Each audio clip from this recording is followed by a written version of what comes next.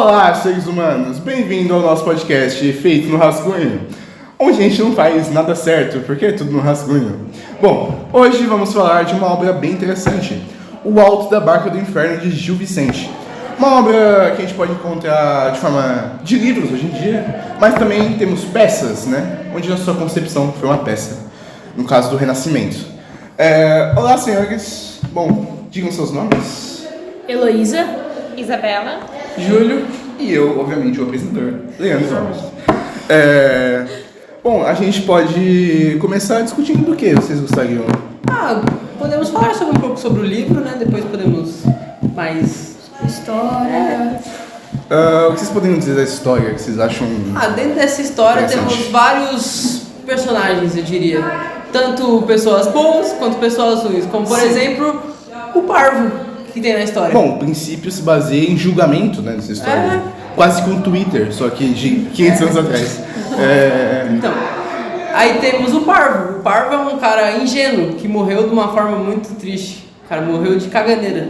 Então, acontece, é uma né? pessoa ingênua, ele não tinha maldade. Então, Inclusive, muitas pessoas na peça acham que é ele que narra, mas no livro está narrando em terceira pessoa. Sim, porque afinal, originalmente foi feito de uma forma diferente, né? Vai ser adaptado pro E teatro, muito né? adaptado, muito melhor. Foi bem adaptado.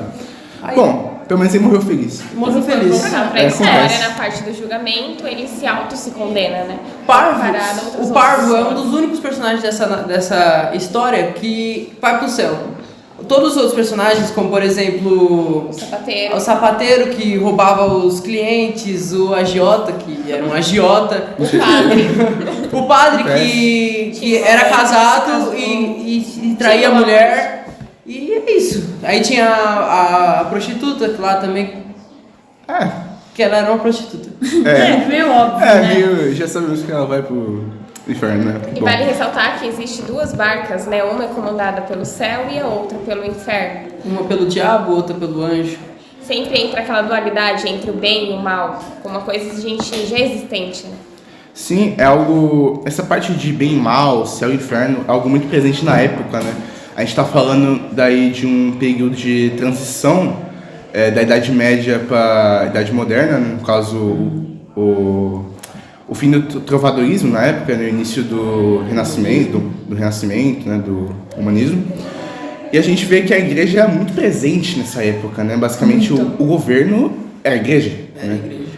Tanto que algo interessante muito devoto à igreja, muito devoto à igreja, medo.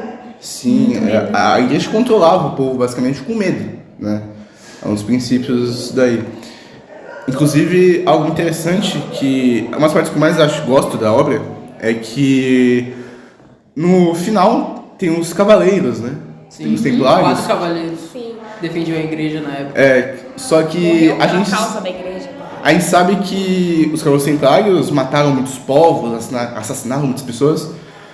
E apesar deles irem para o céu, há uma crítica, né, na obra que mostra meio que essa censura que a igreja tinha na época e como ninguém podia contestar a igreja, senão... É que pessoas que atuavam para a igreja, elas falavam naquela época que já tinha lugar garantido no céu. Então, pessoas que batalhavam nas cruzadas na época, eles já tinham lugar garantido porque eles estavam na obra de Jesus Cristo.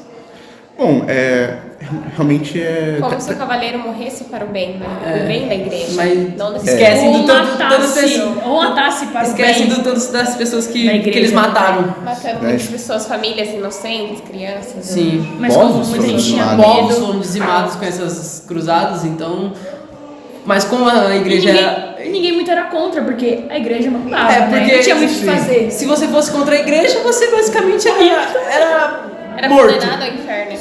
Então as pessoas não tinham muita escolha a não ser apoiar a igreja. As pessoas são queimadas na fogueira, né? Como Queimadas, enforcadas. muitos escritores, cientistas, filósofos da época que, tiveram esse Tudo que destino. possa comprometer a igreja. Podemos citar também nessa obra o padre, né? Que, era um padre.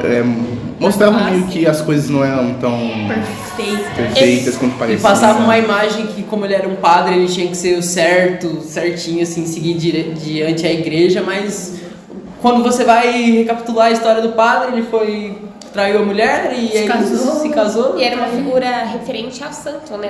Uma parte na da teoria igreja, era pra ele ir né? pro céu, né? Porque... A igreja da época era bem corrupta, né? Um clássico caso é o dos Borgia, né? Que foi uma família religiosa que foi bem corrupta, teve muitos escândalos na época, né? Questão da igreja, né? Mas tudo era muito abafado também, né? Sim, eles tinham uma reputação. Tinha uma reputação, sei lá, porque se eles se queimam, entre aspas, né? Eles... Os fiéis abandonariam a igreja e assim eles perderiam forças. Foi o que aconteceu na época Da Reforma Protestante. da Reforma Protestante, né? Mas será que se trazermos para a atualidade, será que a igreja ainda tem aquele poder como tinha antigamente? Hoje em dia eu tá acho menor. que Não tanto. Não tanto. Mas tem Mas um ainda poder tem ainda um poder mais... de influência. Na balança, né? Mas não tanto, porque na época a igreja era basicamente governo, né? Sim. No O caso, rei era devoto à igreja, o rei era escolhido pela igreja. né, tanto que na coroação quem Enviado por colocava... Deus, né? Até hoje em dia, a coroação que teve do último rei lá da Inglaterra, Charles. o rei Charles foi o Papa que coroou ele. Então, Tanto Acho que que... um que foi contra mesmo foi Napoleão, que Sim. tomou a sua própria coroa É, e se Napoleão. autocoroou. Sim, Imperador assim, eu sou o nessa rei. época também, as pessoas achavam que só por ter dinheiro eles iam pro céu também. é mostrado com o nobre, né, na história, O né? Fidalgo, ele chega no purgatório, né, que é onde é ambientado a história em si, que tem as duas barcas e tal, ele já vai direto pra barca do céu. Só que ao chegar lá, o anjo já fala assim, não, você foi muito snob durante a sua vida e você não Parte merece da esse luxúria barco. Ele só também, né? pensava em dinheiro, né? É. Pensava em Ele mais não nada. pensava nas pessoas, ele só pensava Muito no bem próprio. egoísta. Sim. Também podemos citar o judeu, que ele estava entre aquela dualidade, ele foi condenado para o inferno também. Porque ele não era religião, né? Isso, certo? ao mesmo tempo que ele era cristão, ao No mesmo caso, tempo não, não né? era. A gente não pode. Tava entre, vamos dizer, um pé no mundo e outro pé na igreja, né? A gente pode citar também. Tem muitos casos, eu acho que essa obra em si, ela foi importante para mostrar que nem sempre as pessoas que nós pensamos que vai para o céu irão mesmo. E todos aqueles que foram no julgamento, eles se autocondenam, falando que vão para o céu, sendo que na verdade não era. E quando o personagem, um dos primeiros, ele se humilhou, falando que... O Pardo, O né? Parco, ele Parco. pensa, ele não acha digno de ir pro céu. Sim, apontando e seus acaba sendo pecados, os um dos seus únicos. erros. Um dos únicos, tirando os cavaleiros, que na teoria não era pra eles irem pro É, céu, né? tanto que eles têm mais pesos. Que ele tem uma história a zelar na igreja e eles garantem um lugar no céu. Quando ele se humilhou, eu acho que até o anjo e o demônio ficaram tipo, como assim, né? Tanto é que na própria história fala que o anjo, o diabo teve que se assumir. que se assumir que ele não tava no lugar certo dele. E ele foi para o céu, enfim. Muitas pessoas, às vezes até nós mesmos pregamos algo, querendo já só porque seguimos uma doutrina ou algo, vamos direto para o céu, sendo que na verdade nós nem mesmo sabemos. A gente mostra nessa obra, eu acho que o orgulho, a gente é muito narizinho empinado, né? A gente, Sim. muitas das vezes, nós não nos rebaixamos e colocamos no lugar do outro. Sempre, quando a gente fala, você tá errado, a gente sempre tem uma justificativa ou colocamos o outro, falando, mas eu errei por conta de fulano ou ciclano, né? Sim. Sim. Bom, algo que eu queria trazer é um comparativo muito interessante do Alto da Barca do Inferno com uma obra mais recente, que é o Alto da Compadecida, né? Uma obra brasileira, um clássico, né? Clássico brasileiro. Da literatura nacional e do cinema nacional. Algo que a gente pode ver, é bem inspirado, né, obviamente. Todos uma os obra dois inspirada. arcos têm essa coisa de Tem céu a e parte- inferno. de julgamento Bem, o e mal. tal. Algo bem interessante é que em ambas as obras o personagem mais humilde é o que vai pro céu. No caso, o João Grilo no Alto da Compadecida, mesmo ele sendo meio malandro e tal, é por causa que ele precisava sobreviver. Né?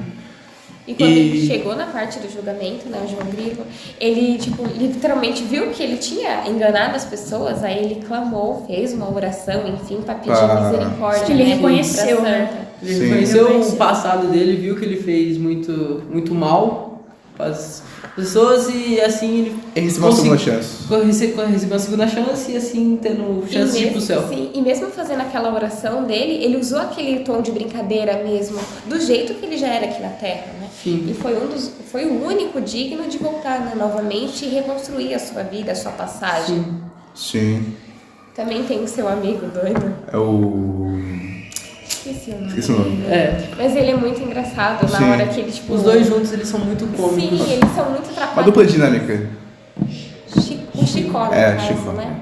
Eles eram muito atrapalhados. Aí tem a parte que eles passavam necessidade por conta da dona. A dona de casa que dava só melhor prato de comida pro cachorrinho e os caras, tipo, tô nem aí, o bife lá tudo feito, organizado, assim, pra cachorrinho. Tudo do bom e do melhor vem das pessoas na necessidade.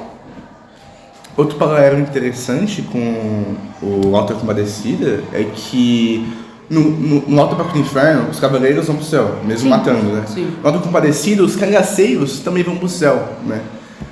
Só que a gente vê que é uma crítica, no caso, ambos são críticas, só que os cangaceiros é mais uma crítica social à condição das pessoas, né? Já que mostra que mesmo eles matando, fazendo crime, roubando, né? Eles meio que são obrigados por causa da condição social que eles se encontravam. Sim. Eles eram meio que obrigados a isso, né? De acordo com vamos supor, o ambiente, não, mas o modo que eles viviam, né? Cresceu assim. Sim, eles eram obrigados a sobreviver assim, né? A história muda conforme quem está contando, né? Se for colocar desse filme que a gente tá falando, que é algo bem clássico, um dos seus cangaceiros, ele conta a história porque ele se transformou do jeito que é, né? Por conta que ele estava dentro da casa, criança, com sua mãe, e viu a sua mãe e seus parentes sendo mortos. E aí a gente acaba criando aquela vingança, porque foi um baque muito grande, né? Sim. Uma criança vendo sua mãe ou seu pai, independente, morrer. Tem também outros paralelos, como o rico, a meretriz, Sim, né? mas O bispo e o padre. é uma inspiração bem cópia mesmo, né? Até os personagens e tal. Sim. Só que lá não são barcos, né? Lá é tipo ambientado, parece uma igreja, né? É mais uma igreja. E a porta dos fundos é o... Realmente É isso. é interessante, Bom, acho que é isso. Hoje é isso. Isso foi o Hoje é isso. Esse é o papo de hoje. Obrigado. A gente queria agradecer a Pro Michele por dar essa oportunidade, a colégio, A produção. tá para as câmeras. Estão ajudando muito. E é isso. É isso. Até a próxima. Obrigado Tchau. e tchau.